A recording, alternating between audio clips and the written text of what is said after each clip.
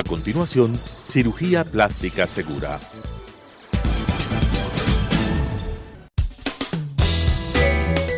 Clasificación A. Apto para todo público.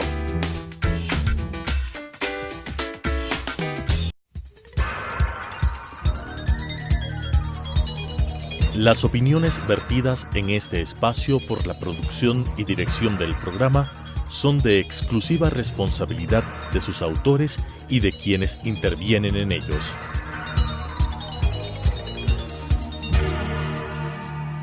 Telesucesos Canal 29 UHF presenta Cirugía Plástica Segura. Las últimas técnicas en cirugía plástica y reconstructiva con la conducción de la doctora Patricia García Román. Cirugía Plástica Segura. Buenos días televidentes, soy la doctora Patricia García con el programa Cirugía Plástica Segura. Ustedes me han escuchado muchas veces decir que soy miembro de la FILAC, miembro de la Sociedad Ecuatoriana de Cirugía Plástica y me han preguntado qué significa eso. Entonces el día de hoy voy a aprovechar hablar con el doctor Paul Silver, quien ha sido por varios años presidente de la sociedad y ahora es vicepresidente de la Sociedad Ecuatoriana de Cirugía Plástica, para hablar acerca de lo que significa estas sociedades, cómo se promueve la educación y la proximidad del Congreso Bolivariano que vamos a tener el gusto de celebrar aquí en Quito. Hola Paul, ¿cómo estás? Buenos días, doctora Patti, señores televidentes. Qué gusto tenerte nuevamente, Paul. Muchas gracias. Quería hacer un poco de historia para indicar que la FILAC es una sociedad que no es de ahora, es una sociedad que nosotros tenemos historia. Ha sido fundada en 1940 por varios cirujanos plásticos de Brasil, de Argentina, Paraguay, Perú, Chile, que se reunieron y formaron la sociedad, era Sociedad de Cirugía Plástica Latinoamericana, ¿no? Y después, con el paso del tiempo, invitaron a Portugal y a España y se formó la FILAC, que significa Federación Ibero-Latinoamericana. Entonces, sin embargo, tiene varios estatutos y varios, para pertenecer aquí, nosotros tenemos que tener cierto reglamento, ¿no es cierto? Así es. Las federaciones de cada país están organizadas y están todas ellas de los países latinoamericanos, hablamos, e iberos, están reglamentadas por la FILAC, que es la Federación Ibero-Latinoamericana. Entonces, ellos nos dan ciertas normativas que nosotros, como asociaciones de cada país, debemos también mantener, especialmente en lo que se refiere a la parte de docencia, a la organización de cursos y congresos, es decir, a la parte científica, y también un aspecto muy importante es la regulación del aspecto ético de los miembros de cada sociedad, del comportamiento y del trato que nosotros debemos mantener entre los miembros y con los pacientes a los cuales nosotros nos debemos.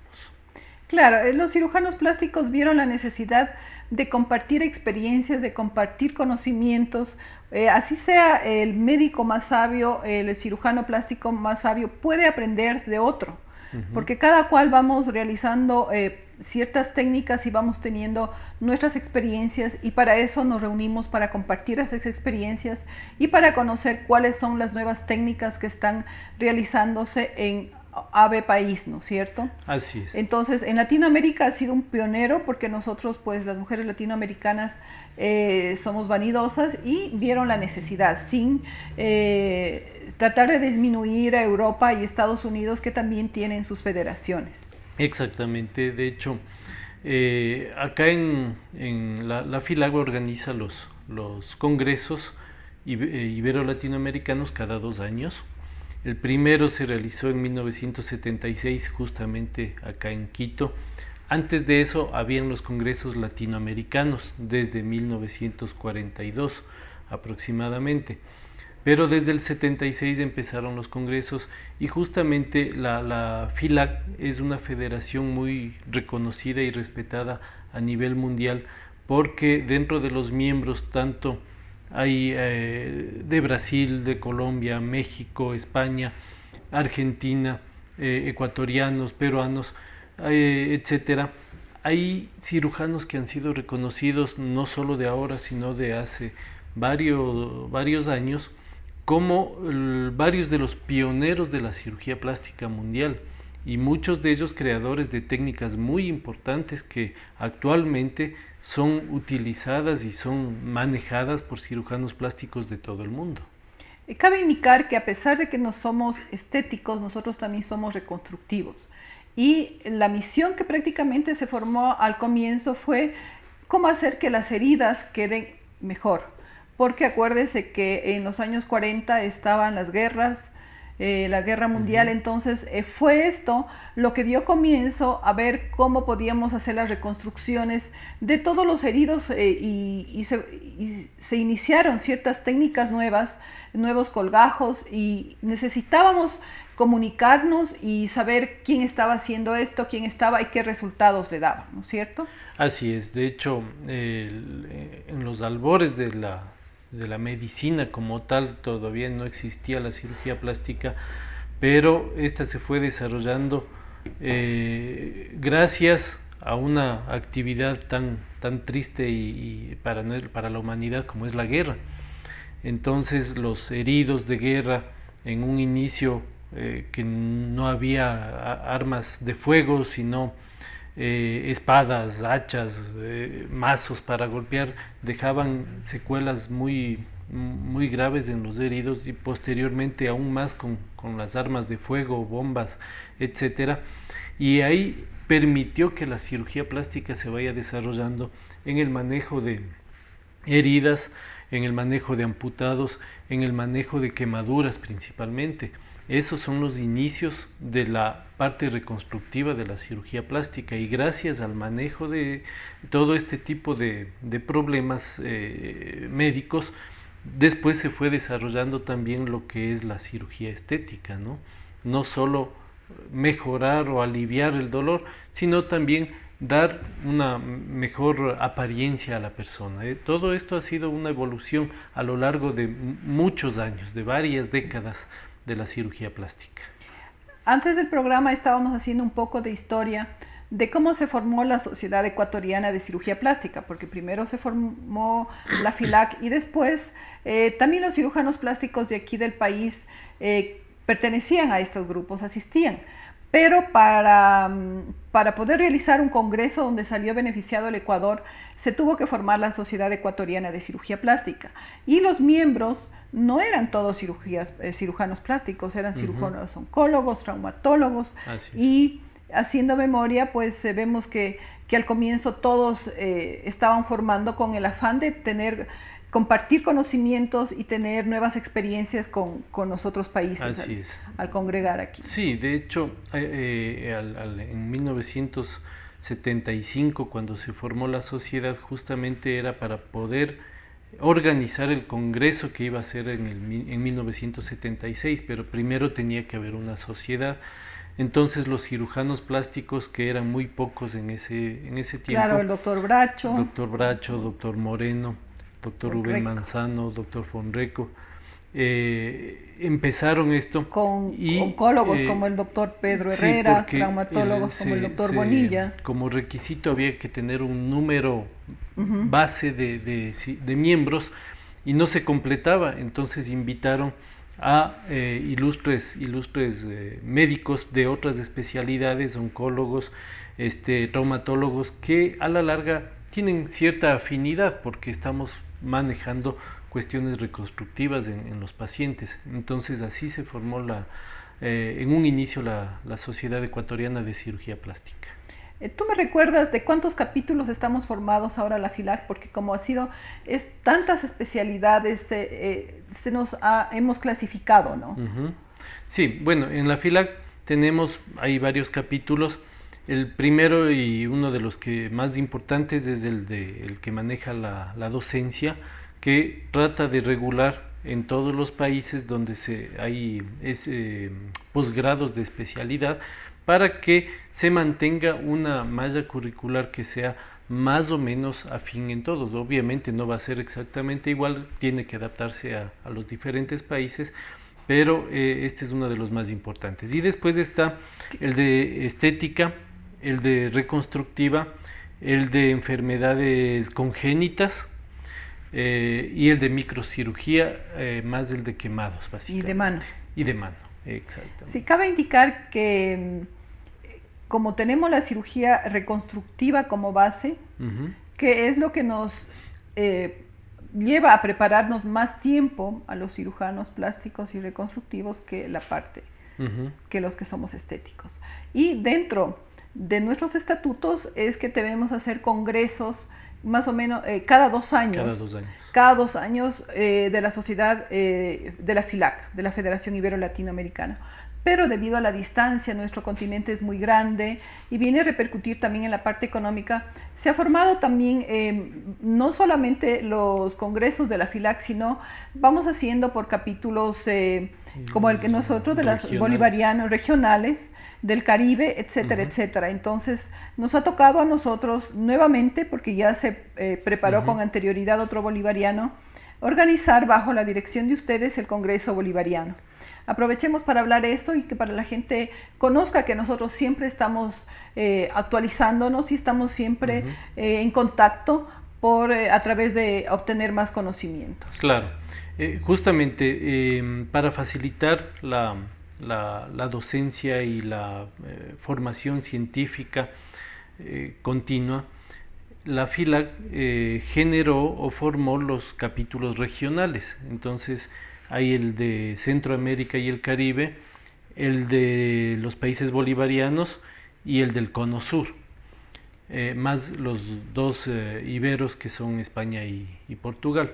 Entonces, cada 2 años, asimismo, en años que no coinciden con el general de Ibero-Latinoamérica, se realizan los congresos regionales. En este caso, ahora estamos organizando, en octubre va a tener lugar el congreso bolivariano, que será acá en la ciudad de Quito. Lastimosamente este congreso en un inicio estaba previsto realizar en Caracas, pero por la situación social y política que todos conocemos, pues ellos se excusaron. Y bueno, ¿qué países pertenecemos al...? En este caso los bolivarianos somos Venezuela, Colombia, Ecuador, Perú y Bolivia. Entonces nos permitieron la organización, nosotros solicitamos y con todo agrado pues estamos llevando a cabo la organización de esto. Esto va a ser en octubre, del 24 al 26 de octubre. Es un congreso muy importante donde no solo vienen participantes y profesores de los países bolivarianos, sino que también vienen profesores de Europa, de Estados Unidos, de México, de Brasil, Argentina, Chile, que son países que tienen la cirugía plástica bastante desarrollada. ¿Quiénes pueden asistir a este congreso, Paul? El congreso está abierto para los cirujanos plásticos, especialmente los miembros de las sociedades, pero también está abierto para los cirujanos no miembros. De hecho, valga la pena invitar a los colegas cirujanos plásticos que tengan una buena formación adecuada para que se integren a las sociedades, ¿no? Eso es importante. También está abierto para los residentes, los médicos jóvenes que están en formación para ser futuros cirujanos plásticos. Hay mucha gente que dice, ¿para qué me voy a meter si me van a poner límites a mi manejo profesional? Sin embargo, quiero que hablemos un poco también los beneficios que nosotros tenemos en una continua educación. Tenemos una revista que también se maneja desde 1975, creo. Así es. Es dirigida por la doctora María del Mar Vaquero, que es española, y donde todos mandamos nuestras experiencias y se publica a nivel de toda la sociedad, ¿no es cierto? Sí, la FILAC se ha preocupado por dar una educación médica continua y justamente a eso se deben los cursos y congresos que se están realizando permanentemente. Hay un órgano de difusión que es la revista FILAC, y actualmente también hay en varios de los países la revista científica de cada sociedad. Ese es uno de los beneficios, ¿no? La educación médica continua.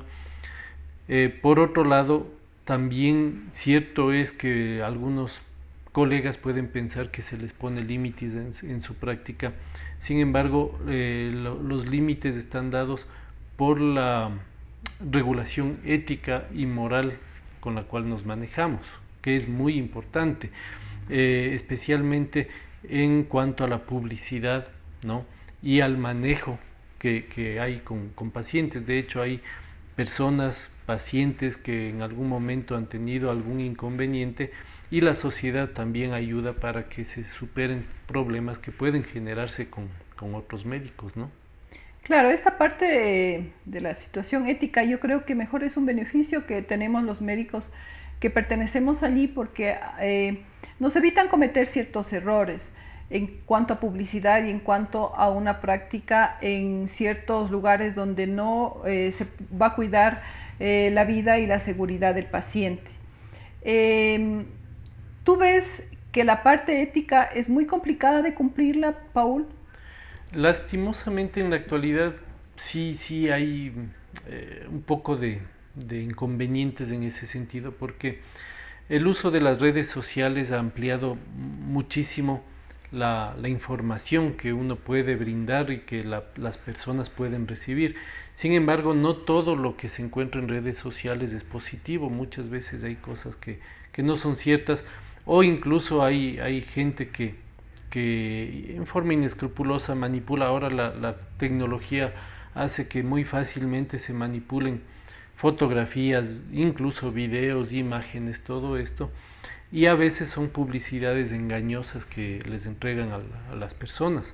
Entonces, de alguna manera, nosotros queremos que la publicidad, la información que se presenta al público en general, sea una información veraz, que sea real, que los pacientes y las personas en general no crean que es obra de magia, que con una pequeña cosita se logran maravillas. Sí, se pueden lograr cosas muy buenas, pero son cirugías que requieren conocimientos, requieren cuidados en cuanto a la seguridad, que deben ser realizadas en centros hospitalarios o clínicas que brinden todas las facilidades en cuanto a monitoreo, a seguridad del paciente, a manejo de equipos, de medicamentos, de insumos, etcétera, que den la seguridad adecuada. Paul, ahora las nuevas generaciones todo buscan por internet, todo buscan por YouTube, y desgraciadamente vamos a tener que evolucionar un poco también los cirujanos plásticos hacia ese mundo, ¿no? Yo creo que deberíamos un poco poner ciertas reglas y hablar en los próximos congresos acerca de eso, porque nosotros, nuestra competencia es un poco desleal. Ellos tienen, sí veo un poco en eso que nosotros estamos por ética limitados a poner ciertos casos que no son. Y yo veo ciertas complicaciones que se producen, es porque la gente escucha del marketing, escucha de la propaganda, ha llegado hacia ellos y se han sometido a ciertas cirugías que muchas veces han acabado con su vida o quedan con ciertas secuelas. Nosotros, por ser éticos, por manejarnos correctamente, que viene a ser un respaldo para el paciente, viene a ser un respaldo para nuestra carrera profesional, pero en cuanto económicamente repercute, porque tú sabes que ahora cuando uno se mete a ser médico, vamos todos, nuestro hijo, nuestro adolescente, tiene un sueño, la parte humana. Uno, ¿por qué se hace médico? Por la parte humana, por cuidar, por proteger la vida. Sin embargo, a través de los años, mucha gente invierte también en medicina y ha llevado a aplicar ciertas reglas que los médicos no habíamos tenido en nuestra filosofía de vida. Sin embargo, es el ahora, ¿no? Las nuevas generaciones, ellos no buscan en el boca a boca, ellos van a internet, buscan, y esos son los que son los pacientes de estos muchas veces institutos. ¿Qué sucede? En la actualidad hemos visto mucho intrusismo, que se llama. ¿En qué consiste eso? La intrusión de médicos que no están formados apropiadamente para realizar ciertos actos médicos y ellos, la intrusión justamente en esto, es decir, el único que está capacitado para realizar cirugías, ya sean de tipo estético o cirugías de tipo reconstructivo, sea cual sea su tipo, es el cirujano plástico. Pero en la actualidad hemos visto que en redes sociales se promocionan mucho los médicos esteticistas, los cirujanos, entre comillas, estéticos, que lastimosamente no son especialidades que estén. La de cirujano estético no es una especialidad que esté avalada por ninguna universidad en el mundo. Son médicos que han hecho un curso corto, a veces son a distancia incluso, y asisten unas pocas horas en fines de semana y les entregan un diploma en el cual dice que son cirujanos estéticos, pero justamente por eso vienen muchos de los problemas. Los médicos esteticistas sí es una especialidad reconocida, pero ellos no están formados para operar, ¿no? Para realizar cirugías, más sí otro tipo de procedimientos como aplicación de toxina botulínica, aplicación de ácido hialurónico, manejo de equipos y todo eso, y todo ese tipo de tratamientos, pero en forma externa, ¿ya? Entonces eso es lo que la gente debe diferenciar y debe conocer, porque de ahí vienen muchas veces los problemas, las complicaciones severas, pero claro, estamos expuestos a un bombardeo a través de redes sociales, de internet, con todo tipo de información que muchas veces no es adecuada, no es veraz, y también caemos ante lo atractivo que muchas veces entregan promociones, cirugías 2x1, etcétera, lo cual no habla de una seriedad en cuanto a la práctica. Hablemos un poco del turismo médico. La dolarización ha subido los precios, los costos de nuestras clínicas en salud, ha subido medicación, porque todo tiene que pagar unos impuestos, aparatos de medicina y todo eso. El turismo médico es promovido para hacerse cirugías más baratas en los países vecinos.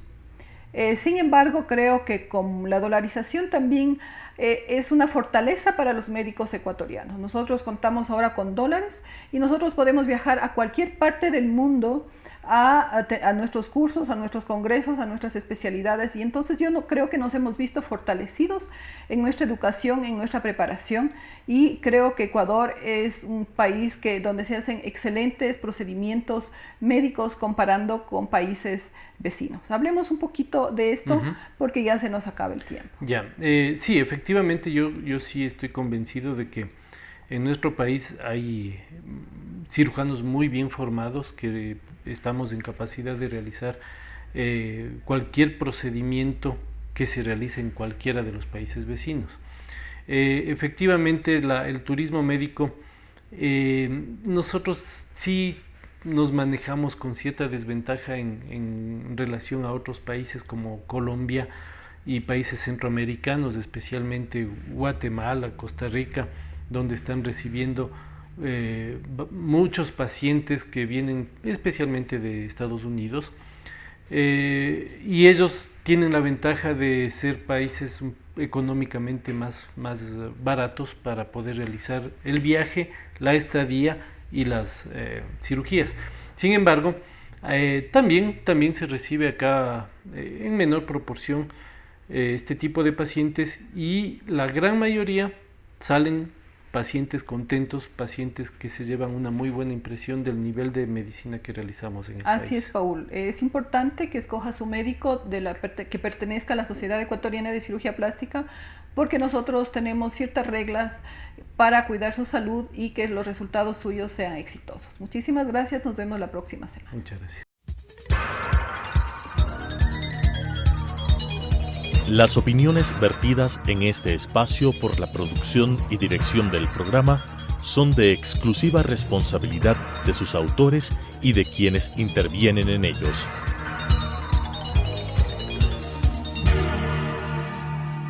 Telesucesos Canal 29 UHF presentó Cirugía Plástica Segura, Las últimas técnicas en cirugía plástica y reconstructiva con la conducción de la doctora Patricia García Román. Cirugía Plástica Segura,